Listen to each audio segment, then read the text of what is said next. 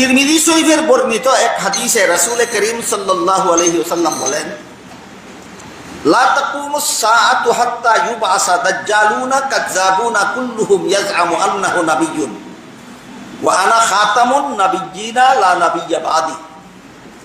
এর অর্থ হলো, আমার পরে কিয়ামতের পূর্ব পর্যন্ত যদি কেউ নবী হওয়ার দাবি করে তাহলে সে হবে মিথ্যাবাদী দাজ্জাল।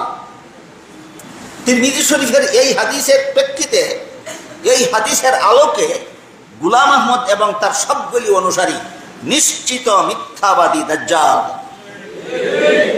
এই জন্য তিরমিজি শরীফের এই হাদিসটা আমাদের সকলের মনে রাখা দরকার। রাসূল বলেন, লা তাকুমুস সাআতু হাত্তা ইউবআসা দাজ্জালুনা কাযযাবুনা কুল্লুহুম ইয়াজআমু আন্নাহু নাবিয়্যুন। আমার পরে যাদের আবির্ভাব হবে কিয়ামত পর্যন্ত, এমন কেউ নবী দাবি করলেই সে মিথ্যাবাদী দাজ্জাল সাব্যস্ত হবে। গোলাম আহমদ কাদিয়ানী যেহেতু আমাদের নবীর বহু পরে আবির্ভূত হয়ে নবী হওয়ার দাবি করেছে, তাই তিরমিজি শরীফের হাদিসের ঘোষণা মতো গোলাম আহমদ কাদিয়ানী এবং তার অনুসারী দল, কাদিয়ানী দল নিঃসন্দেহে মিথ্যাবাদী দাজ্জাল। এরপরে রাসূল কারণ বর্ণনা করে বলেন, আমার পরবর্তী কেউ নবী হওয়ার দাবি করলে মিথ্যাবাদী দাজ্জাল হবে কেন? তার কারণ স্বরূপ রাসূল বলেন, ওয়া আনা খাতামুন নাবিয়্যিনা লা নাবিয়্যা বাদি। আমার পরবর্তী কেউ নবী হওয়ার দাবি করলে সে মিথ্যাবাদী দাজ্জাল হবে এজন্য যে আমি হলাম খাতামুন নাবিয়্যিন, যা আল্লাহ কোরআনে ঘোষণা করেছে। পবিত্র কোরআনের সূরা আহজাবের 40 নম্বর আয়াতে আল্লাহ আমাদের নবীকে খাতামুন নাবিয়্যিন ঘোষণা করেছেন। এই জন্য আমার পরে কেউ নবী হওয়ার দাবি করলে সে মিথ্যাবাদী দাজ্জাল হবে। আর আমি খাতামুন নবিয়্যিন হওয়ার কারণে আমার পরবর্তী কেউ নবুয়তের দাবি করলে মিথ্যাবাদী দাজ্জাল হবে কেন, এটার ওয়াজাহাত করতে গিয়া, তাশরীহ করতে গিয়া, বিশ্লেষণ করতে গিয়া আল্লাহ রাসূল খাতামুন নবিয়্যিনের অর্থ বলে দিয়েছেন, লা নাবিয়্যা বাদি। খাতামুন নবিয়্যিনের অর্থ হলো আমার পরে আর কোনো নবী নাই। যেহেতু আমার পরে কোন নবী নাই, কাজেই যে নবী করবে সেই হবে মিথ্যাবাদী, যে নবী হওয়ার দাবি করবে সেই হবে মিথ্যাবাদী। আমাদের উলামায়ে কেরাম এবং মাদ্রাসার ছাত্রদের জন্য এখানে অত্যন্ত গুরুত্বপূর্ণ একটা বিষয় আছে লক্ষ্য করার মতো। তিরমিজি শরীফের বর্ণিত হাদিসে রাসূল খাতামুন নবিয়্যিনের যে অর্থ করেছেন, আনা খাতামুন নাবিয়্যিনা লা নাবিয়্যা বাদি, আমি খাতামুন নবিয়্যিন, এর অর্থ হলো আমার পরে কোনো নবী নাই, লা নাবিয়্যা বাদি। এখানে রাসূল বলেননি লা ইয়াজিআ নাবিয়্যুম বাদি, আমার পরে দুনিয়াতে কোনো নবী আসবেন না বলেননি, বলেছেন আমার পরে কোনো নবী নাই। লক্ষ্য করে দেখুন আল্লাহ রাসূল কি বলেছেন, আমার পরে দুনিয়াতে কোনো নবী আসবেন না, না আমার পরে কোনো নবী নাই?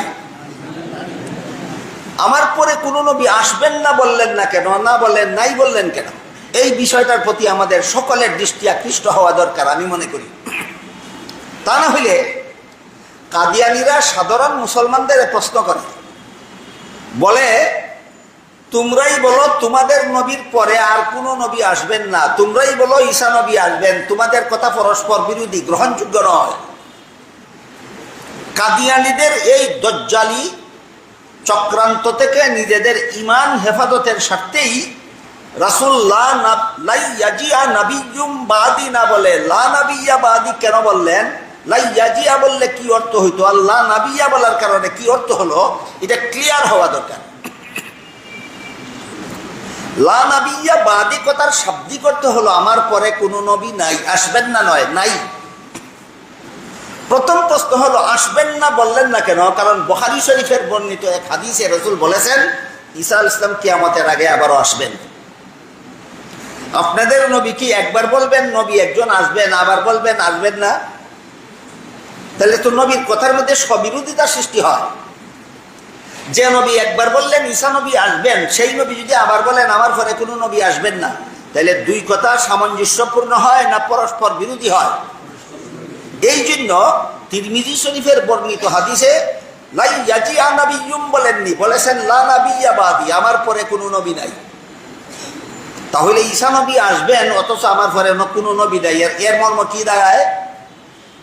এই প্রশ্নের জবাব মুসলিম শরীফের বর্ণিত এক হাদিসের দ্বারা এর সমাধান হয়ে যায়। সেখানে উল্লেখ আছে, রাসূল বলেছেন লা নুবুওয়াতা বাদি। মর্ম হলো তিরমিজি শরীফের হাদিসে যে বলছেন রাসূল আমার পরে কোনো নবী নাই, এর অর্থ কোনো নবী আসবেন না নয়, বরং এর অর্থ হলো কেউ নূতন ভাবে নবী হবে না। বুখারীর বর্ণিত হাদিসের মর্ম হইল পুরাতন একজন নবী আসবেন, তিরমিজি শরীফের বর্ণিত হাদিসের মর্ম হলো নূতন কেউ নবী হবে না। আমি কি দুইটা কথার পার্থক্য আপনাদের বোঝাতে পারলাম? তিরমিজির বর্ণনা হলো লা নাবিয়্যা বাদি, আমার পরে কোনো নবী নাই, নাই কথার অর্থ নূতন ভাবে কেউ নবী হবে না। আর বুখারীর হাদিস হলো পুরাতন নবী একজন আসবেন। এখন প্রশ্ন দাঁড়ায়, আল্লাহ যদি আমাদের নবীকে খাতামুন নবিয়্যিনই বানাইলেন, আল্লাহ যদি আমাদের নবীকে শেষ নবী বানাইলেন, তাহলে পুরাতন একজন নবী এখানে আসবেন কেন? আসার দরকারটা কি ছিল? পুরাতন একজন নবী আসার ব্যবস্থা রাখার কারণেই তো কাদিয়ানীরা এই প্রশ্নটা করার সুযোগ পায় যে তোমরাই বলো তোমাদের নবীর পরে আর কোনো নবী নাই, আবার তোমরাই বলো ঈসা নবী আসবেন, তাইলে কোনো নবী নাই হইল কি? এই বিষয়টা বোঝার জন্য আল্লাহ যে সূরা আহজাবের 40 নম্বর আয়াতে আমাদের নবীর বৈশিষ্ট্যপূর্ণ গুণ বলেছেন খাতামুন নবিয়্যিন হওয়া, এইটা আরেকটু হল করে নেওয়া দরকার, আরেকটু বুঝে নেওয়া দরকার যে শেষ নবী হওয়াটা আলাদা গুণ কিভাবে হয়। মুফাসসিরিনে কেরাম এই প্রশ্নের অত্যন্ত কঠিন প্রশ্ন, মুফাসসিরিনে কেরাম এই প্রশ্নের জবাবে চমৎকার একটা উদাহরণ দিয়েছে। সেই উদাহরণটা হলো, কোনো একজন রোগী যদি কোনো ডাক্তারের দ্বারা চিকিৎসা করে বিফল হয়, মানে কিছুদিনের জন্য রোগ সারে, কিছুদিন পরে আবার রোগ দেখা দেয়। একজন ডাক্তারের দ্বারা রোগী চিকিৎসা করাবার পর রোগী কিছুদিনের জন্য সুস্থ হইল, কিছুদিন পরে আবার অসুস্থ হয়ে গেল। এই ডাক্তারের চিকিৎসার ফলাফলটা কি স্থায়ী না অস্থায়ী? অস্থায়ী। আরেক ডাক্তারের দ্বারা চিকিৎসা করাইলো একই অবস্থা, আরেক ডাক্তারের দ্বারা চিকিৎসা করাইলো একই অবস্থা, কিছুদিনের জন্য সুস্থ হয় আবার অসুস্থ হয়ে যায়। তাই রোগীটা ডাক্তার পরিবর্তন করে করে করে চিকিৎসা করাতে করাতে করাতে এক পর্যায়ে এমন এক ডাক্তারের দ্বারা চিকিৎসা করালো যেই ডাক্তারের চিকিৎসার ফলে রোগ যে সারল, জীবনে আর কোনোদিন ফিরল না। এবার বোঝা থাকে, বলুন তো পূর্ববর্তী ডাক্তাররা কি শেষ ডাক্তার? না। পূর্ববর্তী ডাক্তাররা কি শ্রেষ্ঠ ডাক্তার? না। মানে যার চিকিৎসার পরে আরো কোনো ডাক্তারের দরকার বাকি থাকে, ইনি যেমন ভাবে শেষ ডাক্তার হতে পারেন না, তেমনি ভাবে শ্রেষ্ঠ ডাক্তার হতে পারেন না। যার চিকিৎসার পরে আর কোনো ডাক্তারের চিকিৎসার দরকার বাকি থাকে না, তিনি শেষ ডাক্তারও শ্রেষ্ঠ ডাক্তারও। ঠিক তেমনি ভাবে যে সমস্ত নবীর পরে দুনিয়ার মানুষের হেদায়েতের জন্য আরো নবীর দরকার বাকি থাকে, তারা নবী হতে পারেন কিন্তু শেষ নবীও হতে পারেন না, শ্রেষ্ঠ নবীও হতে পারেন না। যে নবীর আবির্ভাবের কারণে কিয়ামত পর্যন্ত দুনিয়াবাসী মানুষের হেদায়েতের জন্য আর কোনো নবীর দরকার বাকি থাকে না, তিনি শেষ নবীও শ্রেষ্ঠ নবী। তাই খাতামুন নবিয়্যিন উপাধিটা আমাদের নবীর শ্রেষ্ঠত্বের একটা জ্বলন্ত প্রমাণ। অন্য নবীর পরে দুনিয়াবাসী মানুষের হেদায়েতের জন্য আরো নবীর দরকার বাকি ছিল, আমাদের নবীর আবির্ভাবের দ্বারা এই দরকার চিরতরে পূরণ হয়ে গেছে। দুনিয়াবাসী মানুষের হেদায়েতের জন্য আর কোনো নবীর দরকার বাকি নাই। এই মর্মেই আমাদের নবী শেষ নবী, এই মর্মেই আমাদের নবী বলেছেন লা নাবিয়্যা বাদি লা নুবুওয়াতা বাদি। এখন রইল প্রশ্ন, তাহলে ঈসা নবী আসবেন কেন? নবী দুনিয়াতে নবী পাঠাবার যে উদ্দেশ্য, সেই উদ্দেশ্যে ঈসা নবী আসবেন না। দুনিয়ার মানুষের হেদায়েতের, দুনিয়াবাসী মানুষের হেদায়েতের জন্য মুহাম্মদুর রাসূলুল্লাহর আবির্ভাব যথেষ্ট হয়নি, এই জন্য ঈসা নবীর আগমন হতে হবে, ব্যাপারটা এমন নয়। বরং মুহাম্মদুর রাসূলুল্লাহর আবির্ভাবের মাধ্যমে কিয়ামত পর্যন্ত দুনিয়াবাসীর হেদায়েতের জন্য আমাদের নবীর আগমনটাই যথেষ্ট। ঈসা নবী এই কাজে আসবেন না। ঈসা নবী কোন কাজে আসবেন? আল্লাহ পাক রব্বুল আলামিন বলেন, ইয ক্বালাল্লাহু ইয়া ঈসা ইন্নী মুতাওয়াফফিকা ওয়া রাফিউকা ইলাইয়া। ঈসা আলাইহিস সালামকে হত্যা করে ফেলার জন্য যেদিন ইহুদি সর্দারেরা ঈসা আলাইহিস সালামের ঘরে একা একা যেই ঘরে তিনি ছিলেন সেই ঘরে প্রবেশ করেছিল। কোরআনে বিস্তারিত বিবরণ আছে। আল্লাহ তাৎক্ষণিকভাবে এদের হামলার থেকে ঈসা নবীকে হেফাজত করার জন্য সশরীরে জীবিত অবস্থায় আসমানে উঠাইয়া দিলেন। আর সাথে সাথে বলে দিলেন, ইয়া ঈসা ইন্নী মুতাওয়াফিকা। মুতাওয়াফিকার মর্ম হলো, আমি এই মুহূর্তে তোমাকে সশরীরে জীবিত অবস্থায় আসমানে উঠিয়ে নিচ্ছি, কিন্তু তোমার যে দুনিয়াতে একটা মরণ বাকি রইল, দুনিয়াতে তোমার একটা বিশেষ একটা কাজ বাকি রয়েছে, সেটা হলো মরণ। এবার বলুন, শত্রুদের হামলার থেকে হেফাজত করার জন্য ঈসা নবীকে আল্লাহ আসমানে উঠিয়ে নিলেন মরণের কাজ সম্পন্ন হওয়ার পর, না মরণ বাকি থাকা অবস্থায়? মরণ বাকি রইল, দুনিয়াতে ওনার একটা বিশেষ কাজ বাকি রইল, অথচ ওনাকে আল্লাহ আসমানে উঠাইয়া নিয়ে যেতেছেন। তাই বাকি কাজটা সম্পন্ন হবে কবে, সেই ব্যাপারে আল্লাহ ভবিষ্যৎবাণী দিয়া বলেন, ইন্নী মুতাওয়াফিকা ওয়া রাফিউকা ইলাইয়া। ইয়া ঈসা ইন্নী মুতাওয়াফিকা ওয়া রাফিউকা ইলাইয়া। আমি আপনাকে বর্তমানে সশরীরে জীবিত অবস্থায় আসমানে উঠিয়ে নিচ্ছি, ভবিষ্যতে এই মরণটা যে বাকি রইল সেটা সম্পন্ন করার জন্য আবার পৃথিবীতে পাঠাবো। ঈসা নবী আবার দুনিয়াতে আসবেন। মুহাম্মদুর রাসূলুল্লাহর হেদায়েত দুনিয়াবাসীর জন্য যথেষ্ট ছিল না বাকিটা পুরা করার জন্য, না দুনিয়াতে ওনার বিশেষ একটা কাজ বাকি রয়েছে সেটা পুরা করার জন্য? তাইলে ঈসা আলাইহিস সালাম দুনিয়াবাসীর মানুষের হেদায়েতের কাজে আসবেন না, ওনার নিজের কাজে আসবেন। এমত অবস্থায় আমাদের নবী শেষ নবী হওয়া সত্ত্বেও ঈসা নবী যদি আসতে পারেন, তাহলে আমাদের নবীর খতমে নবুয়ত রইল কোথায়? এই প্রশ্নের জবাবটা আমি সেই ডাক্তারের উদাহরণের মাধ্যমে বুঝাতে চাই। একটা রোগী ধরেন 2,23,999 জন ডাক্তারের দ্বারা চিকিৎসা করে বিফল হইল। কথার কথা বলা হয় নবীগণের সংখ্যা 2,24,000, এ নিশ্চিত সংখ্যা নয়। আপাতত কথাটা বোঝার জন্য আমি বলতেছি, একটা রোগী ডাক্তার পরিবর্তন করে করে চিকিৎসা করাতে করাতে 2,23,999 জন ডাক্তারের দ্বারা চিকিৎসা করালো, স্থায়ী কোনো ফল হইল না। এরপরে এমন একজন ডাক্তারের দ্বারা চিকিৎসা করাইল যার চিকিৎসার দ্বারা রোগী স্থায়ীভাবে সুস্থ হয়ে গেল। কোন ডাক্তারটা শ্রেষ্ঠ ডাক্তার? কোন ডাক্তারটা শেষ ডাক্তার? শেষ ডাক্তার যিনি, শ্রেষ্ঠ ডাক্তার তিনি।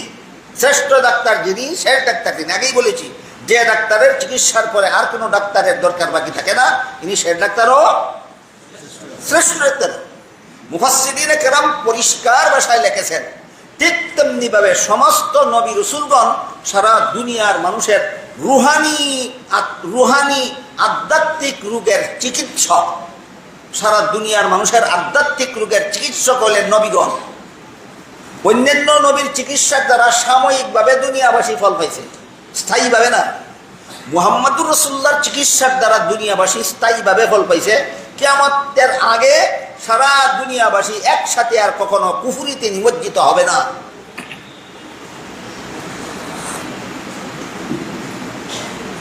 কাজেই মুহাম্মদুর রাসূলুল্লাহ সাল্লাল্লাহু আলাইহি ওয়াসাল্লামের হেদায়েত